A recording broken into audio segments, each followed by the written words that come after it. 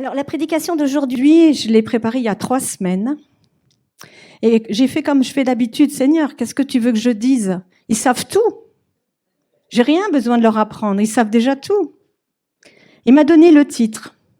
Prophétise sur ta vie. Ouf. C'était pas vraiment un thème très facile. Et il m'a dit, lis Ézéchiel 37. Et j'ai lu Ézéchiel et j'ai eu cette vision de 2 morceaux de bois rassemblés. Et en fait, dans Ézéchiel, c'est le peuple du nord et le peuple du sud que Dieu veut rassembler. Alors je me suis dit, j'ai eu cette conversation avec Dieu, je lui ai dit, mais qu'est-ce que tu veux me dire à travers ces morceaux de bois? Et il m'a dit, dans cette France, il y a des églises à 2 vitesses. Il y a des églises qui avancent à grands pas et l'autre qui conserve des verrous. Il y a des personnes à 2 vitesses, des gens qui avancent à grands pas et d'autres qui conservent des verrous. Et je ne veux pas d'une église à 2 vitesses.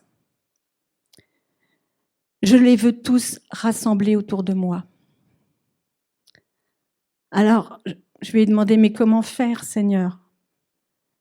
Il m'a répondu, ni par force, ni par puissance, mais par mon esprit, car je changerai les cœurs de pierre en cœurs de chair. Puis il m'a mis une image, une fleur, comme une pivoine ou une rose, une rose vraiment d'une très grande beauté. Et cette fleur s'est ouverte. Et il y avait un tout petit oiseau qui est venu. C'était un colibri, ce petit oiseau avec un bec très fin. Il est venu avec son bec déposer quelque chose au cœur de cette fleur, une semence qu'il prenait de d'autres fleurs. Alors je lui ai dit, mais que signifie cette image, Seigneur? Et en fait, il m'a révélé que certains chrétiens vont amener dans le cœur d'autres personnes des petites semences, comme un colibri. Et j'ai trouvé ça merveilleux. J'ai trouvé ça merveilleux que nous nous aidions les uns les autres, telle la volonté de Dieu. Ce qui fait la différence dans la vie d'un chrétien, c'est pas une histoire de mots, mais c'est une histoire de cœur. Alors je vais prendre juste 1 minute pour accueillir le Saint-Esprit. Merveilleux Saint-Esprit, je t'accueille, je te reçois et je te remets ma prédication pour que tu me guides et que tu ne fasses sortir de ma bouche que ce qui est ta volonté. Au nom de Jésus. Amen. Alors, prophétise sur ta vie.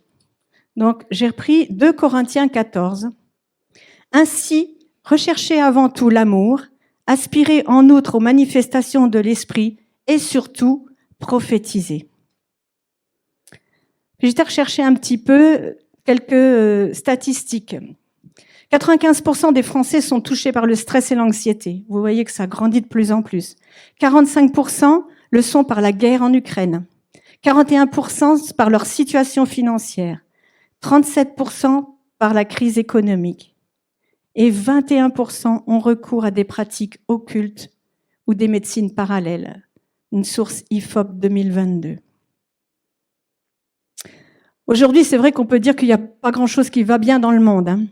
On peut même dire que l'anxiété et les gens se plaignent tout le temps. Parfois, c'est justifié, parfois, c'est injustifié. Certains annoncent même leur propre malheur. Si ça continue comme ça, je ne vais pas m'en sortir. Ou alors, je vais tomber malade. D'autres vivent en boucle sur leur maladie. Ça s'appelle la bataille des pensées. Et il m'arrive, moi, de reprendre toutes ces personnes à la pharmacie lorsqu'elles me disent « c'est mon cancer ». Ah non, c'est pas ton cancer, c'est une maladie que tu dois combattre. C'est ton ennemi. Ils prophétisent sur eux d'une façon assez négative. Et je trouve ça dommage. Alors, est-ce que Dieu ne veut pas plutôt que l'on prophétise sur nos vies du bonheur plutôt que du malheur? Est-ce qu'il ne veut pas plutôt qu'on prophétise la vie plutôt que la mort? Dans la Bible, nous voyons sa réponse dans Ézéchiel 37, de 1 à 14. Je le lis. « La main de l'Éternel fut sur moi, et l'Éternel me transporta en esprit. et me déposa dans le milieu d'une vallée remplie d'ossements. Il me fit passer autour d'eux, tout autour, et voici, ils étaient fort nombreux. À la surface de la vallée, ils étaient complètement secs. Il me dit, « Fils de l'homme, ces eaux pourront-ils revivre ?» Je répondis, « Seigneur, Éternel, tu le sais. » Il me dit, « Prophétise sur ces eaux et dis-leur, ossements desséchés, écoutez la parole de l'Éternel. Ainsi parle le Seigneur l'Éternel à ces eaux. Voici, je vais faire entrer en vous un esprit et vous vivrez. Je vous donnerai des nerfs, je vous ferai croître sur vous de la chair, je vous couvrirai de peau, je vous mettrai un esprit et vous vivrez. Et vous saurez que je suis l'Éternel. » Je prophétisais selon l'ordre que j'avais reçu. Et comme je prophétisais, il y eut un bruit, et voici, il se fit un mouvement, et les eaux se rapprochèrent les uns des autres. Je regardai, et voici, il leur vint des nerfs, la chair crut du ver croître, et la peau les couvrit par-dessus. Mais il n'y avait point en eux d'esprit. Il me dit, « Prophétise et parle à l'esprit. Prophétise, fils de l'homme, et dis à l'esprit, ainsi parle le Seigneur l'Éternel.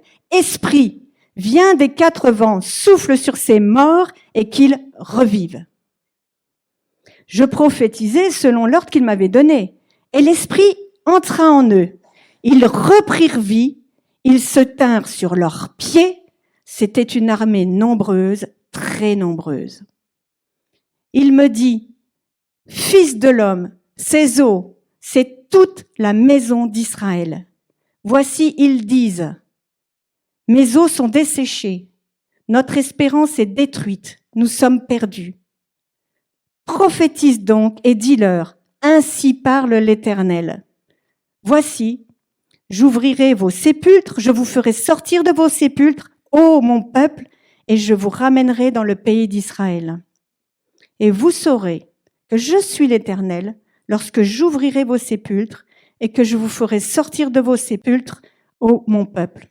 Je mettrai mon esprit en vous et vous vivrez. Je vous rétablirai dans votre pays et vous saurez que moi, l'Éternel, j'ai parlé, j'ai agi, dit l'Éternel. Ce passage est assez extraordinaire. Il nous fait penser un petit peu à des films de morts-vivants. Et c'est ça, en fait. C'est un peu un film de morts-vivants. Ou alors la vidéo de Michael Jackson, quand ils sortent tous du tombeau. Et ici, Dieu demande à Ézéchiel de prophétiser sur des eaux secs. On ne peut pas plus mort. De leur redonner vie et de devenir une armée puissante. Alors moi, je voudrais vous poser une question. Est-ce que ça vous est déjà arrivé d'être dans une situation de sécheresse, où tout semble perdu, désespéré, physiquement ou spirituellement, où vous vous demandez pourquoi Dieu n'agit pas ou pourquoi il ne parle pas? Moi, ça m'est déjà arrivé. Et j'ai compris comment Dieu voulait que je réagisse face à ça. Et je voudrais vous partager ce qu'il a mis sur mon cœur. Premier point, ces ossements desséchés, ces ossements tout secs. C'est une vallée, imaginez une vallée avec des eaux partout, les uns sur les autres. Ça nous fait penser à la mort physique, mais aussi à la mort spirituelle, à la tristesse intérieure, à la déprime, voire la dépression. Pourtant, Dieu appelle Ézéchiel à prophétiser sur cette désolation. Alors qu'Ézéchiel pourrait penser que tout est perdu, car ses ossements sont complètement secs, et nous, on aurait pensé ça. Qu'est-ce que je vais faire de 4 morceaux d'os et leur dire « vie ». On pourrait, nous, penser cette chose-là, honnêtement. Dieu va lui poser une question. Dis-moi, l'homme, est-ce que ces eaux peuvent revivre? En fait, il demande, crois-tu que je puisse délivrer ce peuple de sa tristesse intérieure, de sa déprime ou de sa sécheresse spirituelle? Ézéchiel va lui répondre, j'en sais rien, moi. C'est Dieu, tu le sais. Moi, je ne sais pas. Qu'est-ce que je peux te répondre? Et nous aussi, nous agissons parfois comme ça. Lorsque nous lisons la parole, les promesses de Dieu, au fond de nous, honnêtement, est-ce qu'il n'y a pas des fois où nous pensons la même chose? est-ce que Dieu peut vraiment inverser un conflit en une amitié? Est-ce qu'il peut faire enfanter une femme stérile? Est-ce qu'il peut guérir un paralysé? Alors les plus engagés, les plus téméraires vont dire « Mais oui, il le peut ». D'autres vont répondre timidement « Si Dieu le veut, il le peut ». Et d'autres encore diront « Je n'en sais rien, moi. Dieu seul le sait ». Crois-tu que Dieu puisse te délivrer de ta sécheresse spirituelle, de ta tristesse intérieure, de ta déprime ou de ta dépression? Seigneur, c'est toi qui le sais. Et là, c'est parfois notre réponse. Dans ce texte, les eaux se rapprochent les uns des autres. Quand Dieu agit par son esprit, il intervient dans nos vies et cela permet une régénération, un renouveau. C'est le SMUR qui arrive, le service médical d'urgence. Mon deuxième point, la réanimation par le Saint-Esprit. L'épisode de ces ossements qui reprennent vie se déroule en 2 temps. Le premier temps, c'est d'abord des bruits, un mouvement qui se produit, les os se rapprochent entre eux, puis les nerfs, puis la chair et la peau les recouvre. Puis le deuxième temps, c'est ce souffle de vie qui rentre en eux. L'esprit venu des 4 points cardinaux qui rentre en eux et les fait revivre, tenir debout. La description est assez impressionnante. Comme un peu lors de la création de l'homme. Dieu avait insufflé dans un petit bonhomme d'argile, un petit bonhomme de terre, un souffle de vie. Dans ce texte d'Ézéchiel, il réinsuffle son souffle de vie. Après sa résurrection, Jésus aussi a soufflé sur ses disciples en disant « Recevez le Saint-Esprit ». À la Pentecôte, lorsque les disciples étaient réunis dans la prière, Dieu a de renouveau soufflé son souffle de vie en envoyant son Saint-Esprit. Ainsi, les disciples ont été animés puis réanimés par le souffle du Saint-Esprit. C'est son esprit qui fait vivre tout être humain. C'est son esprit qui fait avancer un chrétien. Dans ce texte prophétique, Dieu n'avait pas agi. Si Dieu n'avait pas agi, on serait resté à la reconstruction d'un homme mort, d'un cadavre, des cadavres. Mais c'est l'Esprit de Dieu qui a fait vivre et revivre ces ossements desséchés. Il les a mis ensemble, Dieu les a ressuscités. Nous voyons autour de nous beaucoup de gens qui sont fatigués, déprimés, découragés, seuls, sans espoir, parfois sur un lit d'hôpital sans force, en attendant et rien ne se passe. Pourtant, le Seigneur désire faire revivre, insuffler sa vie, redonner de l'espérance, du renouveau. C'est sa volonté, c'est sa volonté. Dieu est le Seigneur de la résurrection et de la vie. C'est lui qui va donner la vie à un bébé dans le ventre de sa mère. Et il veut nous donner la vie et la vie en abondance. Alors, si le Seigneur vit en nous, il y a des effets sur notre vie. Ça ne peut pas être autrement. Vous êtes d'accord avec moi? Il y a des conséquences. Ça se voit dans une personne si le Saint-Esprit y habite. Et j'en arrive à mon 3e point, la mise en mouvement, l'action. Après la résurrection des os desséchés qui se tiennent debout, ces os ressuscités vont maintenant bouger. Ils ne vont pas rester statiques, couchés ou même debout. Oui, quand le Saint-Esprit entre dans une personne, il la fait bouger. C'est de la dynamite. C'est pour ça qu'on dit dynamisme. Il la propulse en avant. Elle devient joyeuse, aimante, compatissante, juste, et reçoit tous les dons de l'Esprit. Jésus l'avait promis lorsqu'il disait à ses disciples, juste avant de quitter la terre, « Vous recevrez cette puissance, celle du Saint-Esprit qui descendra sur vous et vous serez mes témoins. » Et cette puissance, ce dunamis, est effectivement survenue sur eux le jour de la Pentecôte. Après avoir reçu cette puissance, ça a été de la dynamite en eux. L'effet du Saint-Esprit.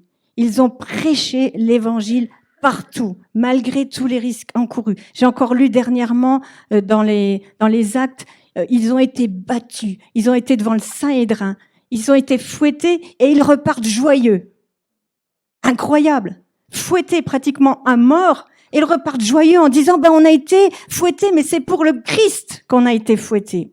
Ça, c'est quand même scotchant. Je ne peux pas dire autrement. Et qu'est-ce qui se passe? Le résultat, chaque jour, le Seigneur ajoute à leur communauté ceux qui sont sauvés. Chaque jour, ils voient des miracles extraordinaires. Dieu agit et fait croître. Comme la chair sur les eaux desséchées, il fait croître. À Ézéchiel, Dieu a dit, « Je vous installerai sur votre terre, alors vous le saurez. C'est moi le Seigneur qui ai parlé et je fais ce que je dis. » Je fais ce que je dis. Dieu a parlé, Dieu a agi, car il n'est pas un menteur. Il fait ce qu'il dit. C'est Dieu qui ordonne à son esprit qui agit. C'est lui qui amène les gens à la conversion. C'est lui, et par son esprit, qui convainc les gens de pécher et les amène à la repentance. Dieu commande, le Saint-Esprit agit. Mais ce sont les disciples qui sont allés partout pour témoigner, évangéliser et accomplir des signes miraculeux en son nom, au nom du Seigneur. Leur moteur de propulsion était le Saint-Esprit. Ce n'était pas eux qui agissaient, mais l'Esprit qui était en eux. Ça nous montre quoi? Ça nous montre que Dieu a besoin de nous. Il nous a fait des corps de chair, des nerfs, des muscles, de la chair, mais on reste des corps. Si le Saint-Esprit n'habite pas en nous, on ne peut pas agir. Et quand il est en nous, on peut agir et on doit agir. Parce que c'est le Saint-Esprit qui nous demande d'agir. Dieu a besoin de nous sur cette terre. J'en arrive à mon point de conclusion. Si autour de vous, vous voyez des personnes desséchées, fatiguées, déprimées, secs spirituellement, ou que vous-même, vous passez par un passage difficile et que vous ne voyez rien changer dans votre vie, alors laissez-vous animer ou réanimer par le Saint-Esprit, par sa dynamite. Laissez allumer la mèche de cette dynamite en vous et soyez disponibles. Ayez cette ouverture du Saint-Esprit, de ce Dieu qui va entrer en vous et qui va vous mettre en action. Si vous ne savez pas comment, faites comme cette image de colibri. Demandez à quelqu'un de venir ensemencer votre cœur et je dirais prophétiser sur vos vies. Les promesses de Dieu et ses bonnes paroles, car les promesses de Dieu sont nombreuses et vraies. Je voudrais juste en citer quelques-unes. 2 Corinthiens 1, versets 19-20. Car le Fils de Dieu, Jésus-Christ, n'est pas venu pour dire oui et non. Au contraire, il est venu pour dire oui, qui confirme toutes les promesses de Dieu. Dieu ne revient jamais sur ses promesses. Psaume 89, 34. Je ne violerai point mon alliance et je ne changerai pas ce qui est sorti de mes lèvres. Il n'est pas une promesse divine qui échoue. Josué 23, 14. Reconnaissez de tout votre cœur et de toute votre âme qu'aucune de toutes les bonnes paroles prononcées sur vous par l'Éternel, votre Dieu, n'est restée sans effet. Toutes se sont accomplies pour vous. Aucune n'est restée sans effet. Car l'Éternel est mon berger. Je ne manquerai de rien. Il m'amène vers de verts pâturages. Et je peux boire de sa source qui va me revivifier. Car vous êtes enfants de Dieu. C'est votre carte d'identité. C'est son sang qui coule dans vos veines. Si vous réalisez cela non pas avec des mots, mais avec votre cœur, votre vie spirituelle va prendre une nouvelle tournure. Je peux vous le garantir, je l'ai testé. Votre vie spirituelle va prendre une nouvelle tournure. Et vos prières seront plus efficaces. Mais cela sous-entend de faire un sacrifice sur l'autel. Et ce sacrifice, c'est vous. C'est votre zone de confort. C'est ce que vous devez abandonner. C'est ce pas en avant que vous devez faire. Car je suis bénie de toute bénédiction. Je suis sanctifiée. Je suis justifiée. Je suis sanctifiée, pas sainte, mais sanctifiée par le sang de Jésus. Je suis justifiée, pas juste, mais justifiée par le sang de Jésus. parce que je suis sa fille, son fils, son enfant, et que je suis guérie. Et je voudrais juste terminer encore par cette parole que j'ai reçue ce matin pour quelqu'un. Dieu se préoccupe de toi. Il veut que tu passes à un autre niveau dans son intimité avec lui. Pour cela, il faut que tu fasses le premier pas et que tu réalises que Dieu s'intéresse vraiment à toi, bien plus que toi tu ne le connais. Car quand je suis assis et quand je me lève, tu le sais. De loin, tu discernes tout ce que je pense. Tu sais quand je marche et quand je me couche. Et tous les chemins te sont familiers. Bien avant qu'un mot vienne sur mes lèvres, Éternel, tu sais déjà tout ce que je vais dire. Tu es devant moi et derrière moi. Tu m'entoures, ta main est sur moi. Dieu désire être proche de toi en tout temps. Dernièrement, il y a quelqu'un qui m'a dit, j'avais pas vu ça comme ça, mais Dieu a envie vraiment de partager une intimité simple. Il veut pas des grandes phrases, oh Éternel, tu es le Dieu puissant, et je suis devant toi. Il veut pas tout ça. Il veut juste dire, aujourd'hui ça va papa. Aujourd'hui ça va pas. Aujourd'hui je veux marcher avec toi. Aujourd'hui je vais faire quelque chose et j'ai besoin de ton avis. J'ai besoin de ton conseil. J'ai besoin que tu me guides. Je veux te remettre mes enfants. Je veux te remettre mes petits-enfants. Je veux te les amener au pied du trône de gloire. J'ai besoin que tu me fortifies, j'ai besoin que tu me renouvelles. C'est ça que Dieu veut, tout simplement. Bien souvent, vous pouvez ne pas être d'accord avec des prédications et les critiquer ou autres. Moi, ce que je voudrais vous dire, ce n'est pas les contours qu'il faut juger, mais c'est le cœur, le fond du message. Qu'est-ce que Dieu a voulu me dire ? Parce que là, je suis persuadée que Dieu a voulu vous dire quelque chose aujourd'hui. C'est peut-être pas de la façon dont j'aurais voulu l'entendre, mais qu'est-ce que Dieu a voulu me dire aujourd'hui ? Qu'est-ce qui a touché mon cœur aujourd'hui ? Rappelez-vous, 21% de gens se tournent vers les sciences occultes. On a eu une réunion extraordinaire hier où on nous a rappelé toutes ces, on va dire, fausses croyances, oui, j'ose le dire, tous ces mensonges de croire que certaines pratiques peuvent venir de Dieu et que ça n'est pas le cas. Ça veut dire que les gens ont soif de spiritualité, mais qu'il faut faire attention qu'elles ne tombent pas dans la mauvaise spiritualité. Et si nous avons le bon médicament, je prêche pour ma paroisse, pardon Seigneur, si nous avons le bon médicament qui est la bonne parole, est-ce que vous croyez qu'on ne va pas le donner ? Est-ce qu'on va le garder pour nous ? Dire j'ai le bon médicament, c'est pour moi ? Non, partageons. Partageons à outrance. Partageons, quitte à qu'on vous prenne pour des fous, des folles. Peu importe. Dieu seul sait. Est-ce qu'on peut prendre juste un temps de prière ? Seigneur mon Dieu, que toutes ces paroles que tu as déversées, qui viennent de toi, puissent germer dans le cœur de chacun d'entre nous. Que chacun prenne ce dont il a besoin. Et toi, tu fais croître.